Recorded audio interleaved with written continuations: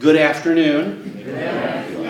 Hannes Zacharias, County Manager. Thank you for attending this version of Chat with Hannes. I appreciate that. And we want to keep it within an hour. We're going to spend about 45 minutes talking about the various issues on the agenda, as you see here. And then we do want to allow about 10-15 minutes, if we can, or thereabouts, to my favorite part, frankly, is to answer questions you might have about anything in county operations that I can, and go from that point. So thank you for being here. I want to tell you that we're going to be talking about, the agenda for today is good news activities, what has been going on well, to kind of celebrate some things you may not be aware of. Communications update, which we'll have, we're going to try to change the format somewhat this time to go ahead and allow other people to come in and voice, and get information about it. And Nancy Mays will be talking to you about our communications activities. High performance organization, that's what it means, the HPO acronyms here, what this acronym means for you, and kind of what's on the horizon, to give you a sense briefly of what I think the landscape looks like for the future. So that's kind of the agenda for today. Let's first of all talk about good news activities, and the first of which we're talking about is United Way.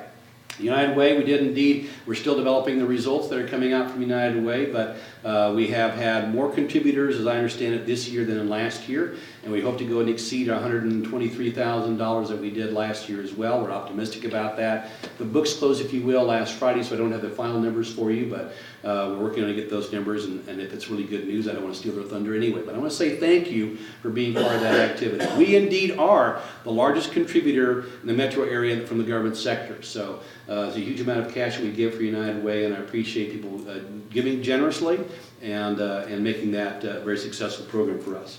The second area we talked about is the AAA bond rating. The bond holders, bond agencies do rate organizations on their creditworthiness. So out of the 3,000 counties in the United States, there's about 30 that indeed receive this designation of being a AAA bond rating organization. We are one of those 30, and we have all three rating agencies indicating that we're AAA creditworthy. That's the best creditworthiness you can get. What does that mean? It means that when we borrow money, and for wastewater we just borrowed around $43 million here to go and develop infrastructure activities, we save in the interest costs. It was about 3.25% interest. That's about $3 million in savings, as I understand it, by virtue of what we could have gotten regularly. Not as good as the interest rates we had a few months ago, but still very good given the marketplace. So it's a real value to the organization and to our taxpayers to get that kind of rating. And it's a very rare thing to go ahead and have, especially nowadays, given the creditworthiness. In fact, our creditworthiness is sometimes better than the United States government. Go figure. That's kind of interesting. So very, very good activity that way. The CAPRA, which is the consolidated, give me a... Comprehensive Annual Financial Report. I knew you'd know that, Comprehensive Annual Financial Reporting Activity. We've gotten that for 20 years in a row. 25 years in a row. I'm plotted by that. I thought said 20, but 25 was 25. A quarter of a century we've gotten this activity. What we're saying basically, that means our financial reporting is done in a format that is easily understood by the average citizen and is clear, is accurate, and we maintain that stature for 25 years. Additionally, our budget office received the outstanding budget presentation for 20 and 21 years, that being for 2012 and 2013, I believe. So hats off to them to bring those activities happen. Sometimes you give those short shrift, but a lot of work goes in those activities. So Kevin and your team and others, thank you for all that work. Third thing we're going to talk about is the Intermodal facility that has come on board. The ribbon cutting was last Thursday. This item you see on the right, that orange thing, is 10 stories tall. If you've not been out there to go ahead and kind of tour the Intermodal facility, please do. You can't miss it when you drive on 56 Highway in that direction. There are 5 of those operations. The hope is to go ahead and bring in about between 7,500 and 12,000 jobs in the next 20 years. It's a huge boost that way. The number of square feet to be brought on board by virtue of warehousing should be between 7 and 12 million square feet of warehousing by virtue of all that activity, and that should be coming up in the next several years, so relatively quick to make all that happen. All the stuff in the Argentine rail yard will be transferred down to this location for processing. About 250,000 lifts. That's one of those lifts being taken off of a railroad car and put onto a truck, vice versa, will be happening on an annual basis. The Argentine rail yard will be turned into a car processing area. But big deal for us. We actually made Homestead Lane. What's our involvement? We did Homestead Lane, 191st Street, and also the first diverging diamond interchange in the state is in that location. We contributed dollars, we contributed expertise, and we also help with the planning area in that as well. So hats off to all people involved in that activity, planning, public works, etc.